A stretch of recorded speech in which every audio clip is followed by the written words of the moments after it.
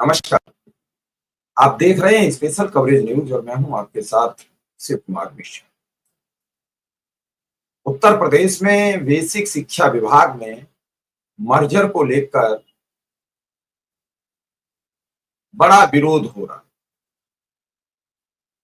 पहले शिक्षक संगठन आए, उसके बाद अभिभावक आए, अब सोशल मीडिया पर अभियान चल रहा है। आज जस्टिस फॉर स्कूल्स चिल्ड्रेन ये सबसे टॉप पर ट्विटर पर ट्रेंड कर रहा है। इस पर अब तक लगभग 3.5 लाख ट्वीट्स हो चुके हैं। ये हैरान कर देने वाला मंजर सरकार 1 जुलाई से देख रही है। लगातार मर्जर का विरोध हो रहा है। ये मर्जर का अभियान 15 जून को शुरू किया गया था और जिसमें 16 जून से मर्जर की व्यवस्था की पूरी विधिवत योजना बनाई गई थी, लेकिन 15 दिन के लिए स्कूलों को ठंडे बस्ते में डाल दिया गया, यानी छुट्टी कर दी गई भीषण गर्मी को देखते हुए। और उस दौरान अपर प्रमुख सचिव बेसिक दीपक कुमार के नेतृत्व में एक बैठक आयोजित होती है। इस बैठक में जो ऑनलाइन होती है, इसमें सभी जिलों के जिलाधिकारी, जिला बेसिक शिक्षा अधिकारी, सभी कमिश्नर जोड़े जाते हैं और उनसे कहा जाता है कि 30 से कम छात्रों के स्कूलों की सूची बनाई जाए और इन्हें उसी पंचायत के या अगल बगल के विद्यालय में मर्ज कर दिया जाए। तो मैं ये नहीं समझ पा रहा हूं कि बेसिक शिक्षा विभाग इन स्कूलों का मर्जर कर रहा है या बेसिक शिक्षा का मर्डर कर रहा है। मेरा बेसिक सवाल है कि इस बेसिक शिक्षा विभाग उत्तर प्रदेश इस व्यवस्था का मर्जर कर रहा है या मर्डर कर रहा है। इन मासूमों के फोटो को देखिए, ये सोशल मीडिया के जरिए सब जगह घूम रहा है।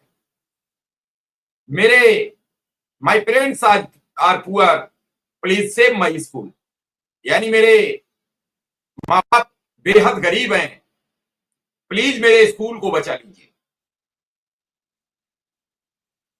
क्या इस गुहार से उत्तर प्रदेश की संवेदनहीन सरकार पर असर पड़ेगा? जिन व्यवस्थाओं पर कभी बसपा की राष्ट्रीय अध्यक्ष पूर्व मुख्यमंत्री मायावती बोलती नहीं थी, उन्होंने भी आकर इस व्यवस्था का विरोध किया। ये प्राइमरी एजुकेशन हमारे उन गांव के गरीबों के लिए एक ऐसा शिक्षा का केंद्र है जहां से वो शिक्षित होकर आगे की शिक्षा की तैयारी करती हैं। आज भी गांव के गरीब के पास 3,000, 4,000, 5,000, 6,000 रुपया नहीं है जो सीबीएसई के स्कूलों के लिए वो फीस पे कर सके। बड़ी हैरानगी हुई जब कोर्ट में कहा उत्तर प्रदेश की सरकार ने कि हम बसों की व्यवस्था कर देंगे, वाहन की व्यवस्था कर देंगे। बड़ी शर्म आई सुनकर। जो सरकार अपने शिक्षकों को जो शिक्षा के केंद्र में जाकर रोज इन मासूमों को नित नए पाठ पढ़ाते हैं, नित नए आयाम कराते हैं, नित नए कर्तव्य सिखाते हैं, उन्हें आज तक भरपेट भोजन की व्यवस्था नहीं कर पाई, वो इन बच्चों के लिए वाहन की व्यवस्था कराई। जो बेसिक शिक्षा विभाग अपने शिक्षा मित्रों अनुदेशकों के लिए वित्त विभाग में पैसा न होने का रोना रो रहा है पिछले 8 वर्ष से, वो विभाग इन बच्चों को बस मुहैया कराए। अरे शर्म आती है आपकी इन बातों को, इन दलीलों को सुनकर।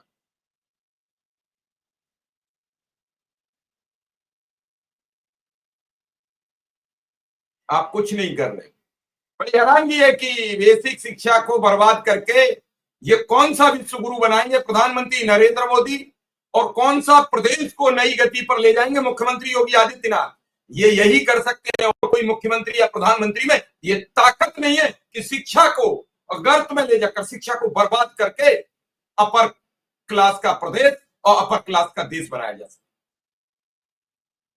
हैरान था कि जब बार बार सोशल मीडिया पर एक वीडियो वायरल होता है कि जापान में एक लड़की के लिए एक ट्रेन चलाई जाती मैं तेलंगाना सरकार को धन्यवाद देता हूं, जहां एक बच्चे के लिए एक टीचर की नियुक्ति है। हमारे यहाँ 30 पर नहीं रखेंगे, 20 पर नहीं रखेंगे, बंद कर दीजिए इसको।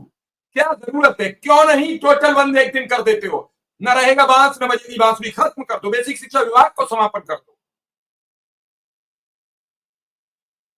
और मीडिया के संवेदनहीन पत्रकार, संवेदनहीन संपादक इस मामले को अब तक गति प्रदान नहीं कर पाए कि स्कूल मत बंद करिए।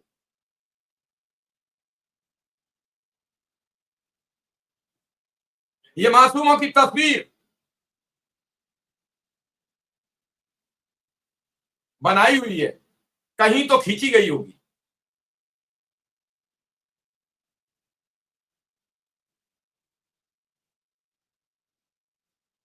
और नाकारा विपक्ष अब तक कांग्रेस के अलावा या स्वामी प्रसाद मौर्य के अलावा किसी से कहें तो कोई भी बड़ा दल सड़क पर नहीं उतरा। सबको डर लगता है केस दर्ज हो जाएगा, मुकदमे होंगे। अरे प्रदेश गर्त में चला जाए, तुम्हारे खिलाफ केस ना लिखा जाए, तुम्हारे खिलाफ कार्रवाई ना हो, लेकिन जब वोट का नंबर आए तो सबसे आगे अपना बक्सा लिए घूम रहे हो, अपना चुनाव चिन्ह लिए घूम रहे हो कि इसी पे मोहर लगा के मुझे मुख्यमंत्री बना देना। जनता है, इसे कहीं गोल गोल घुमा दीजिए कि उन्होंने बर्बाद कर दिया, हम संभाल देंगे। लेकिन जब मेरे ऊपर वक्त आया, आज 5,000 नहीं पूरे 27,964 विद्यालय बंद करेगी सरकार धीरे धीरे। उसके पास डेटा है, उसने तैयारी की है। और कोई चीज बंद करने के लिए एक दिन में बंद नहीं होती है। हमारे यहाँ बैठे अधिकारी, कर्मचारी, बाबू सब लगे हुए पिछले काफी समय से पूरा डेटा खंगाल रहे हैं, पूरी लिस्ट खंगाल रहे हैं। अब धीरे धीरे, इसी नवंबर में शिक्षा निदेशक ने कहा था कि कोई भी प्राइमरी स्कूल बंद नहीं होगा, दिसंबर में कहा था। और आज जुलाई में जाके ताबड़तोड़ ऑर्डर हो रहे हैं। फला ब्लॉक में 35, फला ब्लॉक में 50, फला ब्लॉक में 5, 15, 25, 35, 55, 60, 70। चलिए कर दीजिए बंद। न स्कूल बचेंगे, न शिक्षक नौकरी मांगेंगे। और बीटीसी की मान्यता दे दीजिए, बीएड की मान्यता दे दीजिए। कुछ समय बाद वैसे भी नहीं बचे हैं जो पुराने डिग्री कॉलेजेज हैं, जो सरकारी हैं, पुराने इंटर कॉलेजेज हैं जो सरकारी हैं, उनमें जाता नहीं है कोई पढ़ने। पहले शिक्षक नहीं है, जहां शिक्षक है वहां व्यवस्थाएं दुरुस्त नहीं है। और जो प्राइवेट खुले थे उनमें बड़ी तादाद में, जो कम पूंजी लगा के खुले थे, किसी कारण खुले हों, वो अब बंद होने के कगार पे है। अब मजबूरन आपको महंगी शिक्षा प्रणाली में सम्मिलित होना पड़ेगा, क्योंकि शिक्षा प्रणाली पर सबसे ज्यादा अगर किसी ने कब्जा कर रखा तो इन्हीं राजनीतिक दल के लोगों ने कर रखा है। किसी सांसद के दर्जनों विधायक स्कूल है, किसी विधायक के दर्जनों स्कूल है, किसी नेता के दर्जनों स्कूल है, किसी की यूनिवर्सिटीज हैं। क्या है? तो शिक्षा महंगी होगी, और महंगी होगी और प्राइवेट सरकारी स्कूल चलते रहे तो वहां जाओगे नहीं, तो इनके शटर बंद करे जाए।